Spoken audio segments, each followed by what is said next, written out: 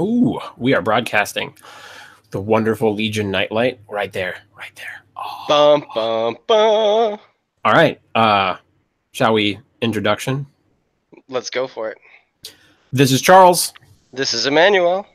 And you are listening to Blight Makes Right. The original Legion of Everblight podcast. Original.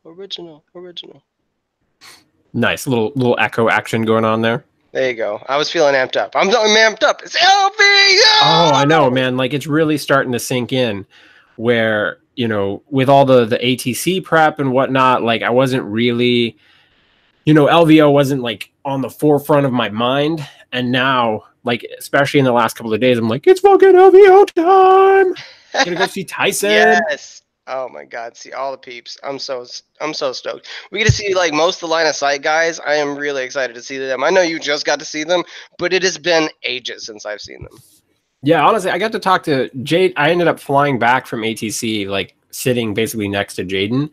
So we chatted a whole shit ton, which was great. But I did not get to talk to Brett very much, and I saw Chandler a little bit while we were waiting at the airport. So I didn't really get to see them. I kind of saw them.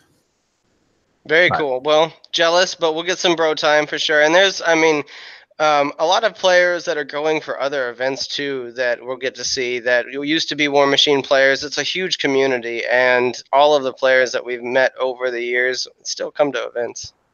Oh, for sure.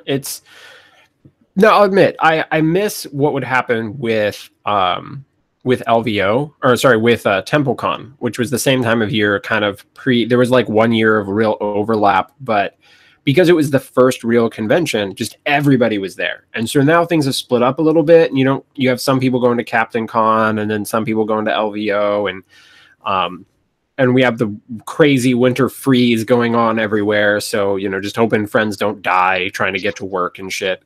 But man, I am just getting pumped. Like, it's kind of like going back to the old days. I remember our big like RFP invasion of LVO was it like 2016? Yeah, it sounds about right. Yeah, I think it was 2016, and it was kind of crazy. All the nostalgia aside, like, this is one of the best cons out of the year. Like, it's going to be amazing, and like going back into it and having that experience last time being so amazing, it's going to be tough to top. So like, we're going to have to go all out to top it. Oh, for sure. And let's without brown nosing Tyson too much, like, talk about the most well-run like event as far as tournaments and stuff go. Like, he runs a clean ship. Like, that man's a captain and his crew knows what's up. Definitely. Well, and speaking of Tyson, we've kind of been plugged into them. So do you want to talk about our project for LVO that we're doing just because? Nope. Okay. Hashtag top secret. Yeah. So, stuff happens. But we have been getting ready for LVO, and I was really happy that I was able to get one last tournament run in, even a champions event. And you had like a winter rampage event, is that right? I did. I got some winter rampage. Well, actually, no, here's the thing, is we got there and we were like, here's the winter rampage scenario, and we're like, okay, that's cool. How about we just play Steamroller instead? Yeah, that does not surprise me. So what did you rock for winter rampage? Man, I played the same things I'm going to play for LVO. I just needed the practice. Like, I want to throw it into everything and play through everything. So I brought Thagrosh and Animag, but I ended up playing Thagrosh for 2 of the games and Animag for 1 of the games. Okay, cool. What was your matchups? I played Thagrosh 1 into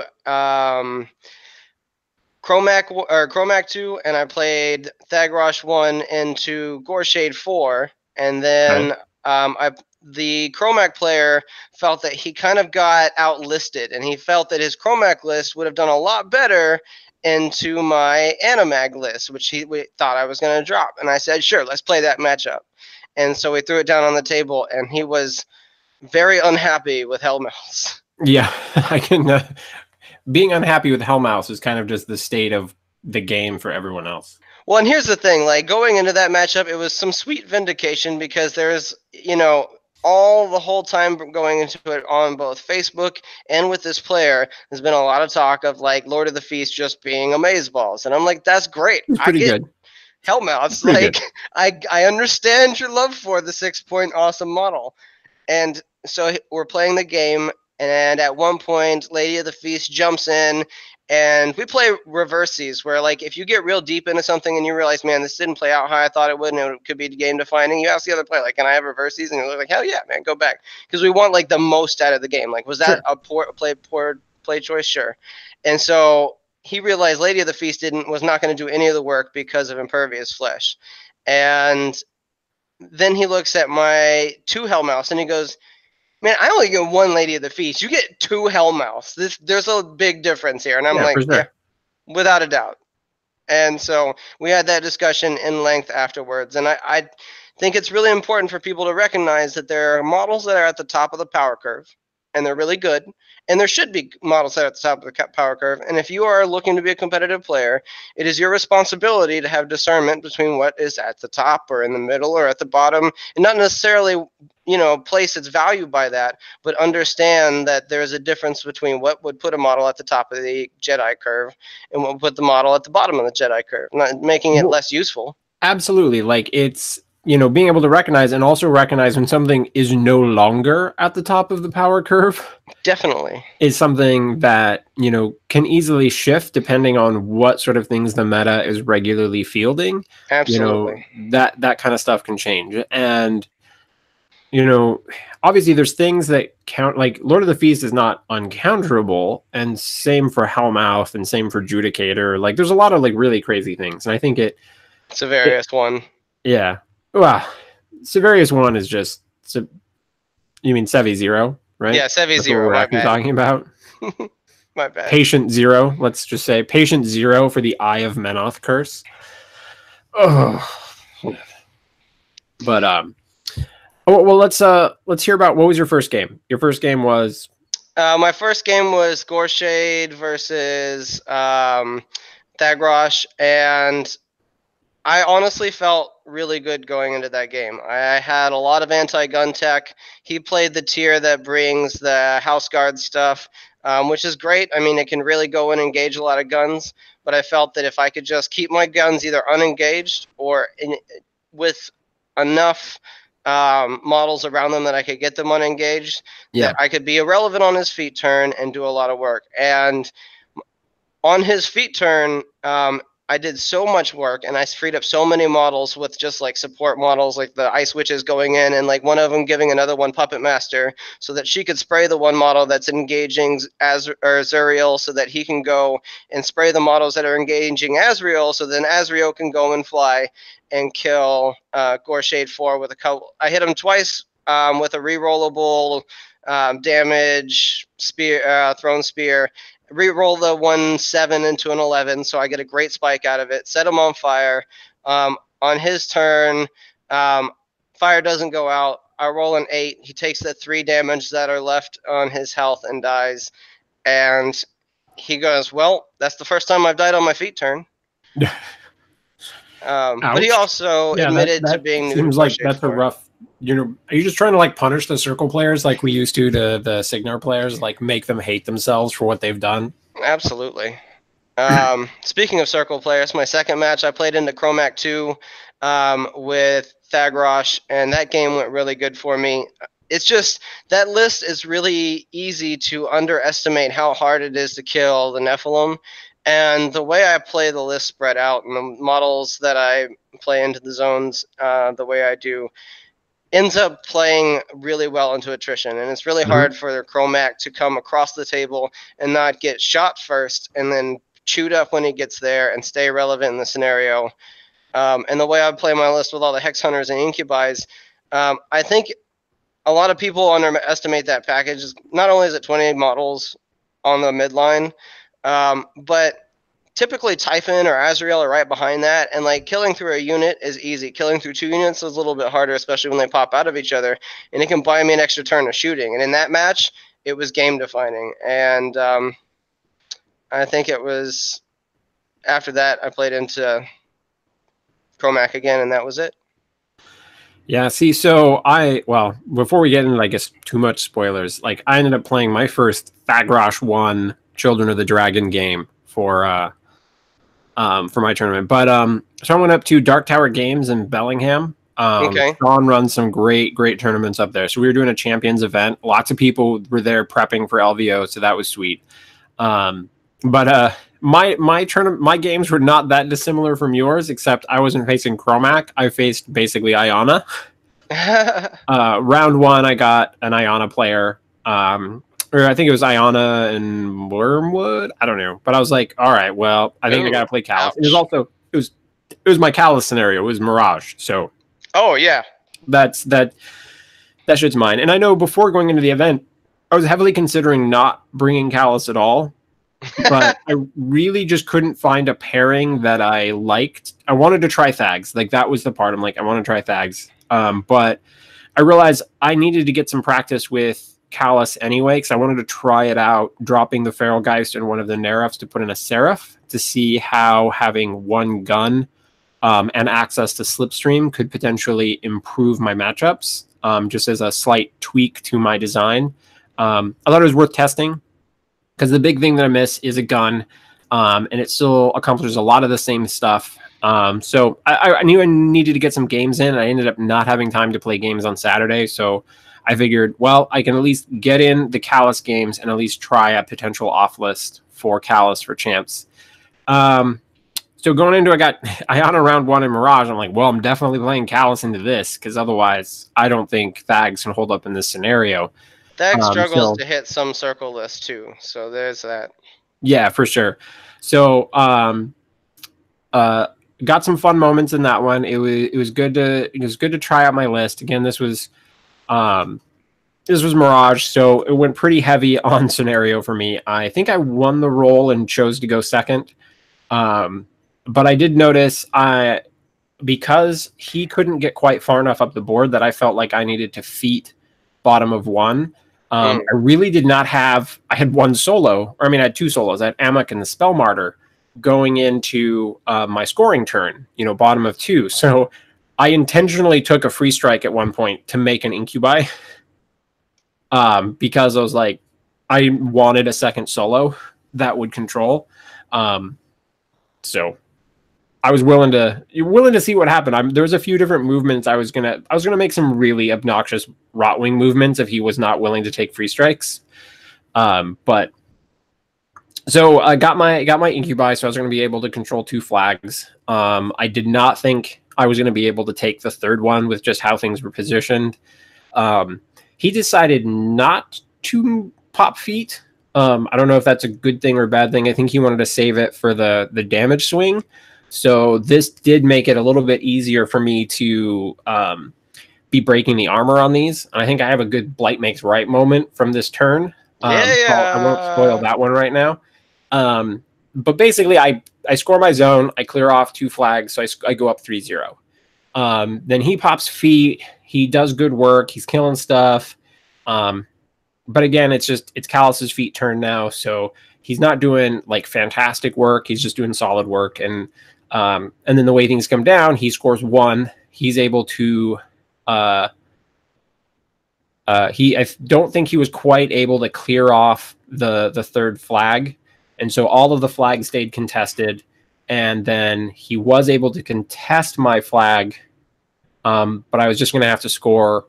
I was just going to have to score 3 points. So it's going to be easy to clear out my zone again. It was going to be easy to clear off the flag that was on closest to my side.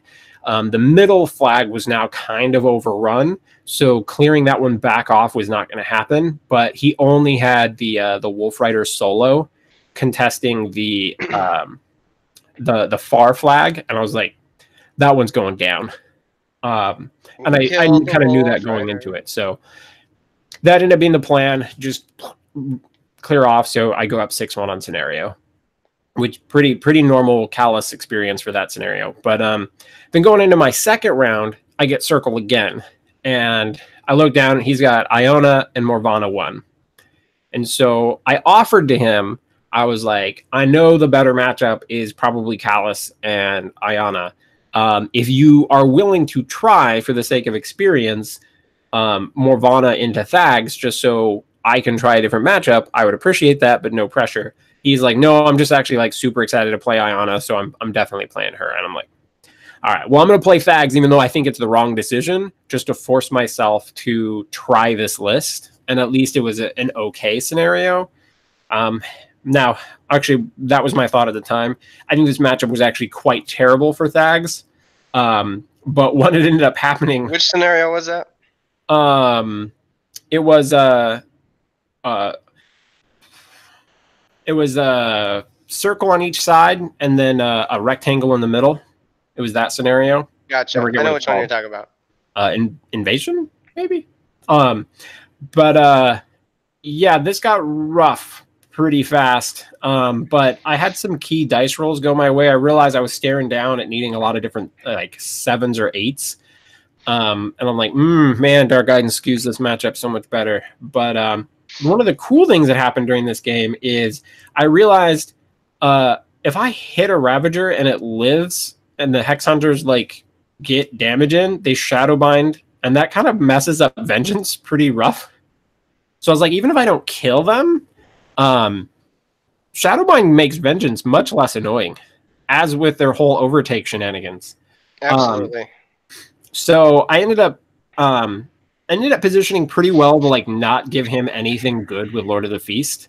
And so he didn't have a great Lord of the Feast play, and I was able to get 5 or 6 Hex Hunter charges onto a Ravager unit, but it was the one with Surefoot, so I was like, ooh, I need 8s. This is not good. But then I got like 3 of them. I got on 5 charges. I got 3, which is a little bit above average, obviously. But hey, I killed 2 Ravagers with Hex Hunters, I think, and then 1 was Shadowbound. So I was actually pretty happy with that result because I was played fairly defensively, where I basically kept like half of the Hex Hunters like skirting the edge of the zone, and then like Bale and another Hex Hunter in the middle, and then like 4 or 5 Hex Hunters like way up there, like attacking Ravagers. What did you use your Battle Wizard on when you killed? I decided not to. I did 1 Battle Wizard onto somebody just to like see what would happen. I'm like, I'm really not likely to hit it, but that one was out of the 9 inches for the Iana dodge. But I ended up not using the other 2 because I didn't want to trigger dodge and like move the Ravagers into a better spot.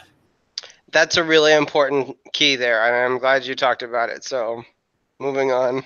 Yeah. Azrael did some work like punishing a werewolf stalker, like just hit him with a spear. I forget, I think he killed something. There was something I wanted him to kill, and then he got like 1 spear throw into a stalker as well. So I was pretty good. I think he killed 1 Ravager and he put like 12 damage into a stalker at pound 19. It's pretty good. I had Thags pop Lord of the Feast, who basically made Typhon a whole lot less significant. And I put Typhon because Typhon's mind was out and he had grievous wounds from Lord of the Feast. So I had Typhon charge the objective because I'm like, I auto hit the objective. So at least Typhon does something considerable and I can feed him back if he dies.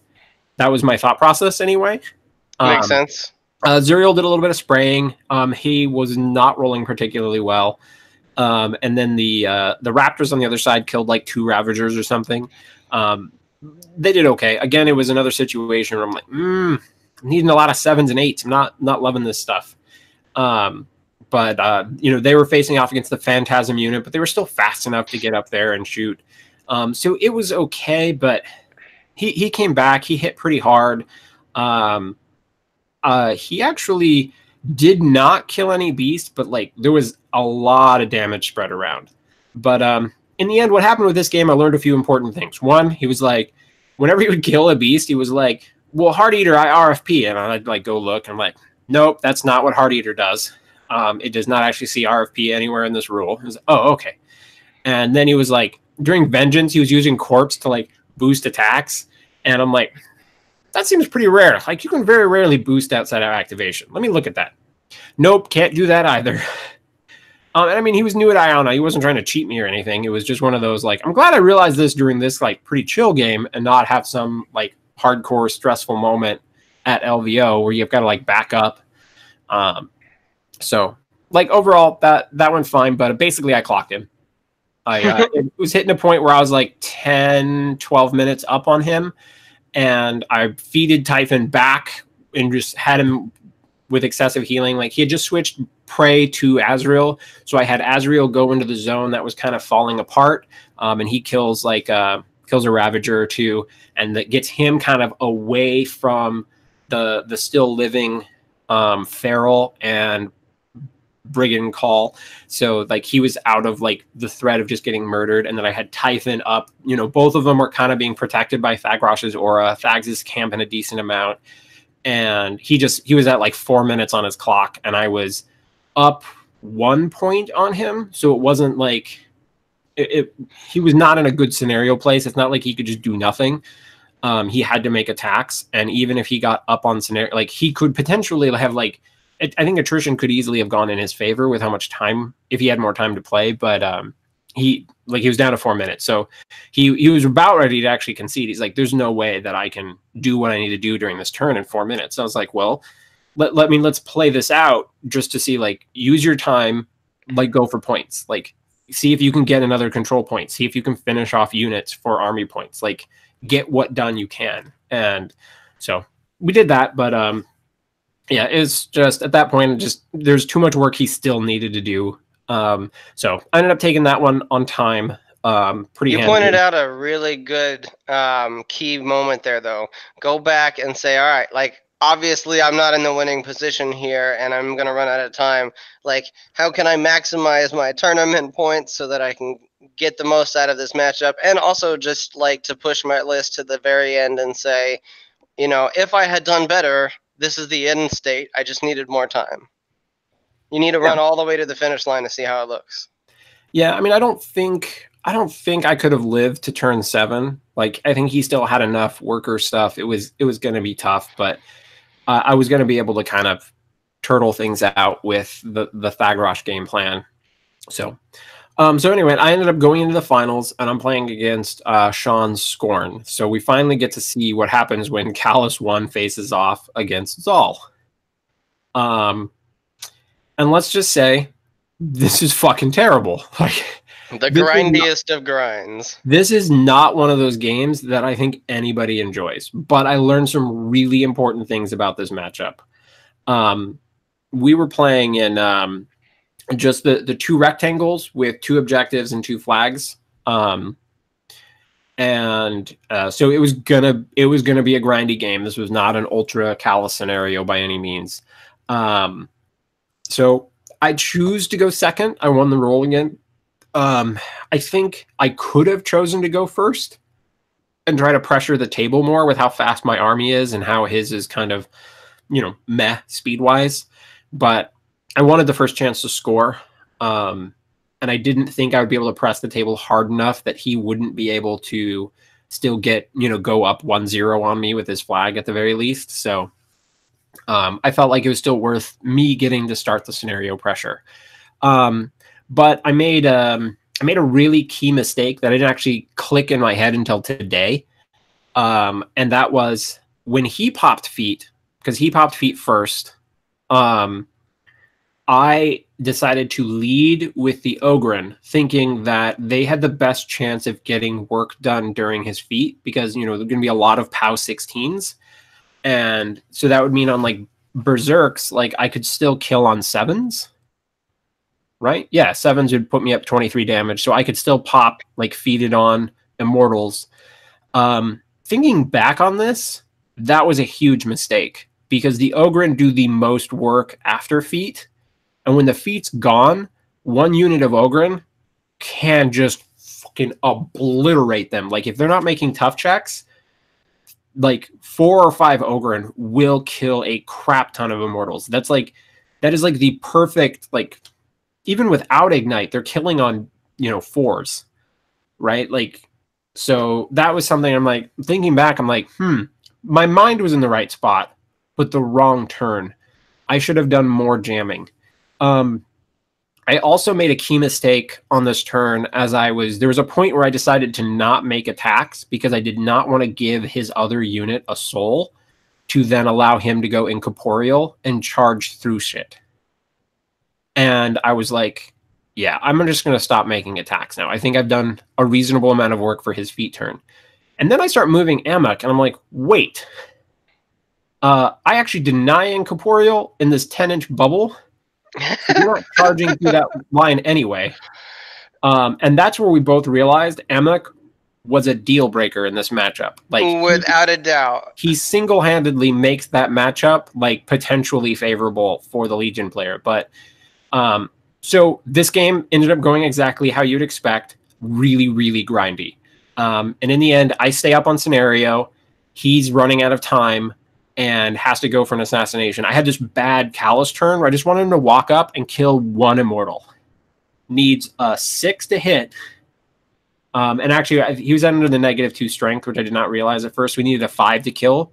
And I ended up blowing like 3 Fury to kill this guy.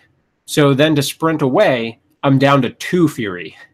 Where I thought that this was going to be a turn where I walk up, I hit one dude, maybe I spend a second Fury, right, and have to swing one more time if he toughs or something, and end up spending 3, so 4 attacks to kill one immortal, and then I sprint away spending 1, so I'm down to 2.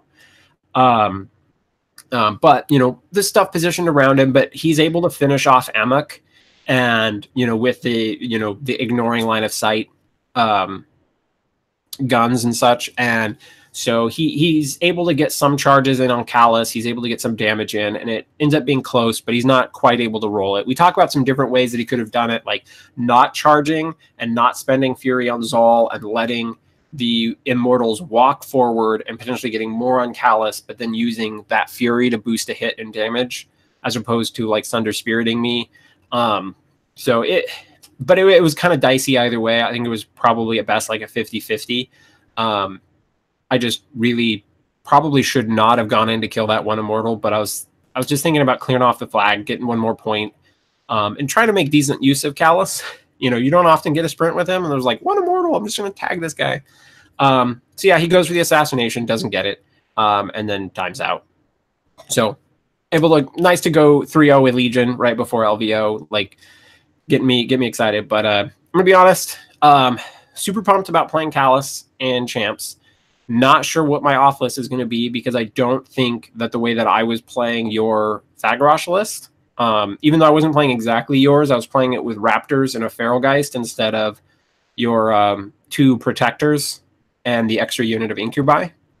Because I think your version is still probably actually better into the matchups that you want it for, and I don't think I got enough work out of the Raptors for that. But I think there's too many scenarios that I just couldn't spread out. Wouldn't be able to play Thagrosh, and he doesn't spread out enough. So not sure if he's going to be my off list. Might bring Veil 2 or Lilith 1, but you should totally bring Veil 2. What's that? You should totally bring Veil 2. Like, you're Veil 2's champion. Like, that's your girl. You should just do it on just like the good luck. Yeah, there may be some return of veiling. You know, I may unveil some lists at LVO. Veil 2, Callus 1 is a very nostalgic pair for you too. Yeah, that was actually probably my big 2 going into my first major lock and load. I ended up not playing Callus at that one because at the time I was like, my 3 casters were Bethane, Callus, and Veil 2. And I kind of had this step back moment where I was thinking, like, am I just playing all of the new stuff? Like, and I ended up kind of backtracking a little bit. I ended up deciding to play Veil 2, Veil 1, and Saren. And the first round I lose to the Haley 2 Theme Force in a super close game. And it was a tough loss because if I had literally just positioned Veil like 1 inch closer to the edge of the zone, when he runs in the random ass Stormbringer dude, the little 1-point solo. Yeah. Stormcaller. Stormcaller, yeah. He runs in a Stormcaller, and if I had been just a little bit better with my placement of Veil, I trigger Dark Sentinel and kill his 1-point solo, and I win the game. Like, it was that close. He ended up taking it on scenario by 1 point, and he needed to contest and score. And if he doesn't contest, then we tie, and I win the next turn. Some games are like that. Speaking of that, you haven't given us your Blight Makes Right moment yet. Oh, well, we'll do that. We'll do that at the end of the episode. That's how we wrap up the show. But man, so let's talk a little bit about my Callus change of bringing the Seraph. And I'm going to be honest, I was really excited about it going into the games. I'm like, I think this is going to be a really positive improvement on this list. And I kind of felt like in the end it ended up being like just not really an improvement, more of just like a sidestep, or the term is escaping me. Just like a lateral change. Not better, not worse, just different. There you go. But I ended up actually missing the Feralgeist a lot. Like having that extra solo and having that guy who can just run through things to get into a specific spot to contest. I missed having that in the list for sure. But so you're gonna do Callus and Thags for champs? I'm gonna do Callus and Thags for champs, mostly just because I can't do Animag and Thags for champs.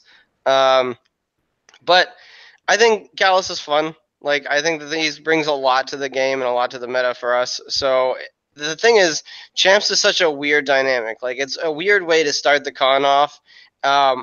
My goal is that if I get the matchups, I'm going to play Thags as much as possible because he's what I want to practice anyways. Yeah, it makes sense. But I think having Callus as an option for you in certain scenarios, I think you'll still really appreciate. Definitely, without a doubt. I just like Rommel Terrace. Like, I can play that with any caster. So we have kind of a really random question in the chat. Shade on a cool day wants to know how much you bench. How much I bench? Yeah. That's an odd question for a Legion War Machine cast. Not really. Like, remember, Legion is all led by JVM, so like, how much you bench? Because me, there's no good answer. I am just starting to work out again, and I have not gone on and done a bench test. But my upper body strength has not been a strong point of mine, and that's one thing I'm actually looking to change in my workouts this year. But I've been going through the process of, as I work out, my tendons are hurting more than my muscles. And so I'm trying to just get to the point where my workouts aren't hurting my tendons, and then I can start pushing my muscles harder. And I'm hoping maybe I have a good answer to that by lock and load. But I didn't know if you have a good answer. Well, I don't know that there's necessarily a good answer for me for this. When I was in the Army, I shattered my wrist, and I had surgery to rebuild it all. And so I have pins that hold it together. But I'm kind of like the Bionic Man. They're like, we can rebuild it. We can make him stronger. But not entirely, because, initially they told me I'd never get more than 10% back with my wrist. They said you would probably never be able to do more than hold a pencil. And I was like, oh, you cannot tell me what I can and can't do, sir. And so I'm a grown-ass woman. I do what I want. You know it. So I was living in Colorado Springs at the time, and I went to the Shaolin Kung Fu school there, and the Sifu there was like, hey, well, we have a very interesting hard body training program that'll help you build up your bones and your muscle and your structure, but it's going to be painful. And so if you want to do it, we'll do it with you as therapy, but every time you complain, I get to hit you with that kendo stick. And I'm like, pain or more pain? Seems like something I can manage. I bet you got hit with that kendo stick a lot. Never, man. I never get hit with that kendo stick. He would look at me sometimes and be like, now? Is now the moment? Is now the moment? And I would just grit and bear it. I mean, I got toughness through the roof. I'd make all my tough checks and never fall down. Good man. Speaking of that, all this tough with no knockdown is bullshit. We are getting back to Mark II tough, and it is not positive for the game. I'm an Animag player. I have grievous wounds on the feet. I give no fucks. You murder everything. Blah, blah, blah, dead. I will totally admit, like, thinking back about playing into Scorn, man, I think Animag is potentially real good into Zal 2. Oh, you're not wrong. Like, the feat overcoming the tough if they're banking on the tough lists. Amok overcoming incorporeal, being able to get up like The POW 4-point, 20s. yeah, the 4-point POW swing compared to a 5 armor feat is just like, well, you gain +1. Well, and Congratulations. You're still dying on low rolls. here's the superstar of that matchup from my experience. The War Chief is God. Oh, Like, yeah. super Matt, super power, goes in and is just like, I can stand between 2 units and just be like, ha, Yeah, and he kill just them all. If you can be in a position where you can counter feat after their feat, you've just won that game. But if you feel that like they've feated and they're in a really good position, the counter feat play there is key. But I would never. I don't think you need to hold the feat though. Like his stuff is not high enough armor for it to matter later on. It's true. Like you can use it to go for the alpha, but it's so overkill with that list. It's just so overkill. If you're getting the charge off, you're getting the alpha on a bunch of his dudes, and he hasn't feated. GG. Yeah, but I think like being able to get the the Grievous plus the Dark Shroud and +2 strength, and having a lot of guys being POW 18 versus ARM 22, not that like it makes it not that impressive, and like the stuff just dies. And then like if you can get a lot of Immortals done, like that's just going to be great. But another question is, what is LVO? And I suppose that is a very good question. It is Yeah, the definitely. Las Vegas Open. It is one of the first major conventions of the year, run by Tyson. It's at Bally's in Vegas, and I'm so ready. Like, this is Tuesday night right now while we're recording. We're flying out like Thursday afternoon. Like, Shout out to Vegas. Frontline Gaming too. They put on a great show. Yeah, Frontline Gaming definitely rocks it. So, and Privateer Press will be there this year, and a lot of the big like gaming names and like a lot of the big people you want to buy product for, you can buy it while you're there. You know, pick up your cool trays and stuff. Yeah, for sure. But I'm excited. I don't want to like get into my upcoming list too much because there's still one I want to like try to test beforehand. But I will admit, I think Scorn's going to be pretty prevalent, and so there is a possibility that maybe, even though I did not play Animag at the ATC like at all, there is the potential that maybe Animag is my off list. Your Animag list too would be really scary into that matchup, like way more scary than mine. I don't know if I'm going to play that list. It's not that I don't like it. It's that I think I would want to work in the War Chief for Animag, partially because I think there's a lot of defense skew going on right now. Like, not like a big skew, but enough where you don't want to be at a moderate or like just above average mat. And so I think being able to get the Warmongers to mat 9 is pretty significant. Like, say if you play into Circle or something like that. And so I think having a War Chief in there, which was one of the things that my list had to kind of forsake, going 1 Chosen and triple Warmongers. So just a thought. But I don't know. I have a lot of off lists for Masters, and so I'm gonna have to narrow it down. I think 1 unit of Cav and then the 3 Mongers for you would probably be ideal. Like if you're gonna play Animag, like that plays right up your playstyle. Oh yeah, for sure. Like it does give quite a few bodies and that sort of thing. All the Vengeance. Yeah. Like you love repositioning. You're really cranking up the Vengeance play there. But again, it's one of those things we were just talking about in the Legion Discord. What was the word? Satisfice? Was that the term that Cutter was throwing out? Mm-hmm. And it's essentially making a sacrifice to not necessarily do the most optimal thing, because sometimes the most optimal thing is just not realistic. And I think that really plays into list design a lot when you're thinking about it. It's really easy for people to like go, okay, I'm going to build up to all of these synergies and think about all of the synergies that a Warlock has. And then you're just like building synergies on top of synergies, but you don't necessarily need all of those synergies. You're like, well, if I play it into this matchup, this is overkill. Mm-hmm. And you're like, well, I need to drop some of that synergy back a little bit and, satisfice, like, putting in some things that will help me into the other situations or help me facilitate getting these things into play or getting them into the right position. And I think that goes into play into the animag list where, yes, having the additional bodies may be my personal, like, make me feel happier about the list, but it may not make the list better into when I need to actually play it, if that makes sense. Yeah, definitely. So I've got a few things like let's be honest, I got a Rias list that I'm looking at seriously, like not snowflakey, like I'm seriously considering playing Rias. She's really good. Like, I think she's our Grail. Like, people were like so hard on Grail being down and terrible, and then he came back and they're like, oh yeah, no, Grail's good, and Rias is gonna come back. Well, part of my thinking is like, how much is Callus contributing to the average game? And the answer to that is not that much. There's a lot of times he's contributing Ignite, and there's sometimes he's just contributing Dark Guidance. Now, mind you, that's a big contribution. Like and unyielding here or there. Right. It's not that often that unyielding ends up mattering that much outside of like people trying to kill Callus. But I'm realizing that like Rias can still offer a lot of things to the list. Like she speeds everything up. So I can take more table. I can potentially ignore free strikes with dash, which is great for primal terrors.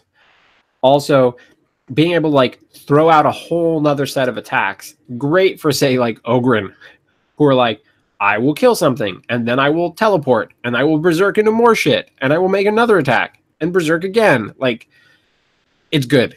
But then also her being able to do work where she can go up, like kill some shit and sprint back, I think has a lot of play in that particular list where she can help unjam some things and back up.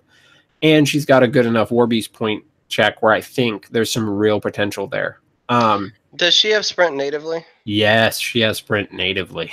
And that's the big deal, right? Like, so we look at all these other melee casters and we think we have to take Golab because we need sprint, but then we want the Blightbringer because they're a melee caster. And she's the one caster who, like, perfect storm and gets it both. Yeah, and I think in that version, I would probably keep the Blightbringer. I would move away from my triple flying beasts. And I would go back to playing the Blightbringer because it potentially helps her. It helps the army, and he's a great rapport target. Moving him from mat 6 to mat 8 and moving him to rat 5 to rat 6 is a pretty big deal. And letting her transfer to him from wherever the fuck, also great. So I like how that list looks. And I'm gonna spoil like one of my big plans that I've been thinking about is Rake's Animus, Still is Death, and how it interacts with certain scenarios. Say, for example, Spread the Net, right? You got this rectangular zone that people have to like run something into contest, right? And a lot of time it's one model. So imagine Rias chilling in that zone, and she's like, she moved up, she sprinted, and you're like, Animus Still is Death, and you like kind of stick her kind of centrally in the back of that zone. Now, suddenly, anything that comes forward, she charges at mat 8 Weapon Master, potentially under a Blightbringer aura as well. Like some random solo who pops into that zone, Rias suddenly is just like, whoop, gone, and you defensively score. And I think that something like that is going to be a pretty big deal for those scenarios. And at the very least, even if someone sees it coming, they have to run in two things, and that changes what they can use to battle your army. And it gives you a free kill. Like, and, you know, if you, depending on the stats of the things that they're sending in and depending on where you're putting the map buffs, you can have the Rake chill in that zone too, and you can potentially have rapport on the Rake. So it's a mat 8 charging POW 12.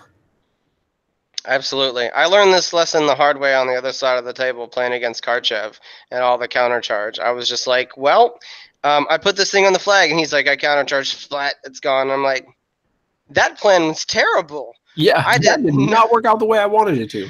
And so it adds a whole extra dynamic to how you have to think about moving things into zones and flags. And doing that with Rias, I think, is really strong. And I think that's kind of what makes the Twins game so strong, is that the Rias pair can go and score. She can clear zones. She can kill heavies, whatever she wants. Die, come back, do it again. Like, you get all the work of a Warcaster and none of the risk out of it. And so if she had like a few more World Beast points, I'd be playing Twins all the time. Yeah, it's the problem is that I've been looking at the list, and it's one of those things that right now it's all theory, and I've not gotten these lists on the table yet. But part of why I want to play Rias is I'm just looking at the list, and I feel like the list, like the way the points break down and how everything fits with the theme force, the Rias list looks pretty good, and it looks better than the Twins list, even though I thematically like the Twins better. But same reason I built the Thagrosh 2 list, similar precedents. Again, I feel like the Rias list looks better.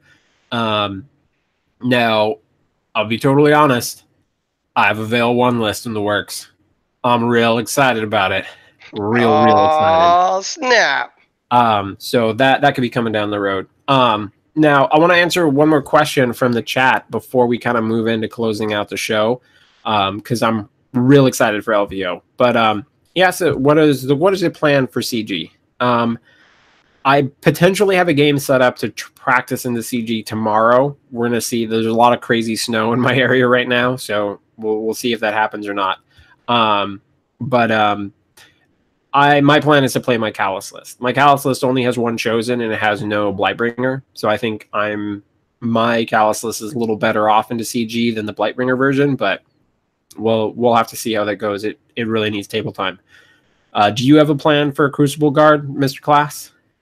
Yeah, both my lists are great in the Crucible Guard. I actually have played that matchup enough to feel very confident into it. And then on top of that, I think that there is some underestimation that, because Primal Terrors isn't necessarily great against shooting, that it's bad against shooting.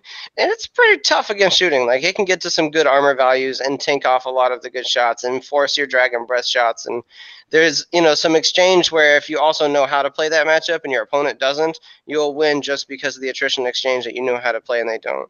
And then with Thagrosh, like, he's got a lot of anti-shooting tech and the recurring heavies and also the double protectors. There's a lot of play in that matchup as well. So depending on what their casters are, because like if they bring the Pain Train list and they bring Silvestro, like those are two very different dynamic lists. One's going to have the Falcon, one's going to have double battle engines and like Warjacks that shield guard. But the Pain Train list isn't immune to fire. Like neither the caster nor the battle engines are immune to fire, and that's huge because if you play into say Silvestro, basically everything's immune to fire. Yeah, like it's like playing into Callus too. Yeah, and so I have to consider that. But then you've also got the dude with the gun caddy. I can never remember his name. And Gearheart, and like both of them are very different. Gearheart can really crank like the accuracy and attrition values of the guns. McKay's the one in like its own battle engine. McKay's the one in the battle engine, but no. So there's Gearheart, Silvestro, the girl in the battle engine, and then the other one I'm thinking of is the guy with the gun caddy. He like has some dude that like holds Lucas, something like that. Yeah, something like that. Yeah. I can never remember his name, but I just call him I just call him Mr. Caddies. Yeah, like sure. The dude with gun caddy. And he's really cool to play in. That list is really dependent on the player because you have to plan like how you're going to shoot your guns and what order you're going to shoot your guns and when you're going to caddy. And sometimes you have to plan for the next turn. And if that opponent knows how to do that really well versus if they don't know how to do that really well, will determine that game. Also, like how they apply like models, like the Alchemist unit, like making models stationary. Like that's really huge into the Primal Terrorist matchup because like making the chosen off like leader stationary is a pain in the ass for the unit. Like no orders is a pain in the ass. But the Thagrosh matchup like doesn't necessarily care as much about it. So for sure. I don't know. That's a good question, my friend. Yeah, I think it's a question we're all thinking about, and I hope that we have a better answer by the end of LVO as to what that's like. So I'm going to answer a couple quick questions, even though I said that was going to be the last question. My plan for Rias is definitely Primal Terrors. Oracles of Annihilation is cool. The only caster I think I'm actively considering playing in Oracles is Thags 2 right now. As far as Ravagors and Zal, also something that we've been discussing, Lucas. We definitely have been thinking about which list can potentially play Ravagors into that matchup. Because yeah, Ravagors shit on Immortals, something fierce. So that's definitely something that we're thinking about. But before we get into the Blight Mike's Right moment, with all this snow, Emmanuel, I have a joke for you. Okay, hit me. And I know since you're such a big hip hop fan, I figured I'd ask, how do you find Will Smith in the snow? How do you find Will Smith in the snow, Charles? You just have to follow the Fresh Prince. Oh, it's so bad. So good, so good. I love that one. That one's the best. So for my Blight Makes Right moment for this. So in the first round of the tournament, I'm always just like, make attacks with the tentacles, right? Like you just make them. You don't necessarily expect good work to happen because they're mat 6, POW 10. Mm-hmm. But I set up my one Hellmouth kind of central to like be able to. I wanted him far enough forward that he could drop a tentacle to contest the furthest flag in Mirage, which set me up for this weird position. Like as he came forward with the Ravagers and he hadn't feeded, I'm like, well, I got Dark Guidance up. These 3 tentacles charge, and my 3 tentacles like boom hit the 15, hit the 10, boom dead. Hit the 15, hit the 10, failed a tough check, dead. Hit the 15, hit the 10, kill the Ravager. Like, I just had 3 tentacles just go in and murder 3 Ravagers. He was not happy. Let's say that. And he was like, I was not expecting that. And I was like, I was not expecting that. But Blight makes right. Swish. Yep, 3 points. All right. Well, listeners, this has been some of our like LVO prep talk. I'm really excited for some of our live stuff coming out of LVO. We are going to podcast together from the room Thursday. Yes, we got more action coming for you. We're gonna do some live stuff during Las Vegas Open. And just as Emmanuel said right at the beginning, there's spoilers to come. Like we're gonna do some shit. So guys, thank you, all of you, for your support. Thanks for watching the show. Thanks for watching us on YouTube. Thanks for wait. You can't get into the thanks and everything like that. You mentioned hip hop, and I don't even get to rap. Oh, you can rap anytime you want, Emmanuel. Oh, I'm gonna drop some Legion bars then. That's totally gonna happen. Well, I'm drinking, so it's a bar. Yeah. Okay. You ready? Mm-hmm. Okay, I got it. Rolling some dice, killing opponents with fire and ice. Light them up bright, ambush them all in the dead of the night. No taking back. Too many models I gotta unpack. Put them in stacks. The butcher gets butchered by my mag. Yeah. No turning back when I capture your flag. Woo! Nice, nice. Thank you. I actually wrote that right before the show, like moments before we went into this. I was like, I have 3 minutes and everything's set up. I have extra time. What should I do with it? Right, Legion bars. Yeah, the slope is slippery, but I still got a scenario victory. Woo! Swish. All right. So, again, thank you guys so much for all of the support. It's really helping us. We're like pushing towards like our first 100 subscribers. I'm really excited for you guys to see what we're going to be doing during LVO and help you guys feel like you're a part of the fun. Because you guys are quite literally what makes this so much fun for us. We were just talking about this in the Discord, that the Legion community is why we dedicate ourselves to the Legion faction. So thank you guys so much. If you're not following yet, please subscribe on the show. We would really appreciate it. Then you guys absolutely know when we're doing these live shows, when the stuff pops up, when we're doing premieres, all that stuff. All you got to do is hit the subscribe button, and feel free to comment on any of the things. We're trying to answer all the questions. We're trying to interact with you guys. We love talking with you. So you just gave away swag for people listening to the pod for the man. This. John just got. I sent out a shirt, a whole template set, and a set of zones. From he got a BMR Hex Razor. I ain't even get a BMR Hex Razor, Charles. Well, you have one in like 2 days. Shut your hole. Okay. I mean, I'm not complaining. I got like the whole measuring stick set. That shit is legit. But when I saw it, my eyes about bugged out. I was like, "You still have those?" Yeah, I saw. Oh my god, super useful. All right, everybody, subscribe to the show, and we're gonna have more stuff coming for you just like 2 days from now, right? So, all right, everybody, Blights out. Peace out.